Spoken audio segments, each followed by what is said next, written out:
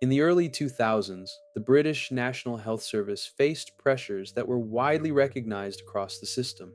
Patient information was spread across hospitals, regions, and legacy databases. Coordination between services depended heavily on manual processes, local adaptations, and informal knowledge. As demand increased and expectations around safety, efficiency, and accountability grew, these limitations became harder to ignore. Against this backdrop, the idea of a single national IT system emerged. A unified platform promised shared patient records, better coordination, and more consistent practices across the country.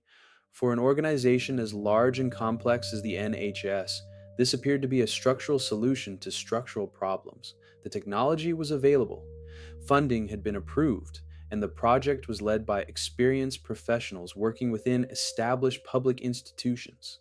At the outset, the ambition was not unusual. Large systems often begin with similar intentions: to simplify complexity, reduce fragmentation, and replace local variation with standardized solutions that can be governed centrally. As implementation progressed, difficulties began to emerge. Timelines slipped as integration proved more complex than anticipated. Costs increased as requirements changed and adaptations were made to accommodate existing practices. Temporary fixes were introduced to keep operations running while core components lagged behind. What had initially been framed as short term adjustments gradually became embedded in daily work. Internal reviews noted that expected benefits were delayed or uneven, and that the system was not delivering uniformly across settings. Despite this, the project continued, not because it was clearly succeeding, but because stopping it became increasingly difficult to justify within the organization. At this stage, the system did not collapse. Instead, people adapted, staff adjusted routines, developed informal workarounds, and compensated for missing functionality in ways that were rarely captured in official documentation.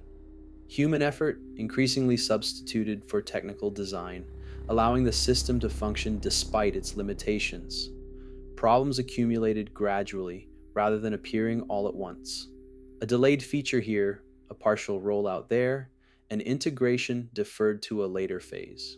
Each issue, considered on its own, appeared manageable and rarely triggered decisive action. Over time, this pattern became normalized. The distinction between how the system was designed to work and how it actually worked became less visible as temporary arrangements settled into routine practice. As the project expanded, decisions about its future shifted in character.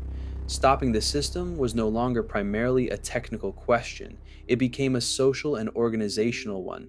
Ending the project would require acknowledging that earlier decisions had not produced the intended outcomes, that significant resources had been committed without clear return, and that responsibility for those outcomes would need to be assigned.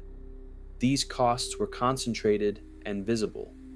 Continuation, by contrast, distributed responsibility. Budgets could be extended, timelines revised, and expectations adjusted incrementally. No single decision sustained the project. It persisted through a series of small, defensible choices. Over time, continuation itself became the default option. Decisions were framed around avoiding disruption rather than reassessing purpose. Not choosing to stop came to be treated as neutrality, even though it actively shaped the system's trajectory. Gradually, the system was judged less by its original objectives and more by its ability to remain operational. Maintaining functionality became the primary measure of success. This pattern is not unique to the NHS. Similar dynamics can be observed in large infrastructure programs, organizational reforms, and complex initiatives across sectors. Once systems reach sufficient scale, they tend to respond more readily to incentives that favor continuation than to outcomes that would justify termination. From within the system, this progression appears rational. Individual decisions are reasonable, trade offs are defensible, and postponing disruption often feels preferable to confronting failure directly. As a result, large IT projects frequently persist not because their problems go unnoticed, but because the systems surrounding them make stopping unusually costly.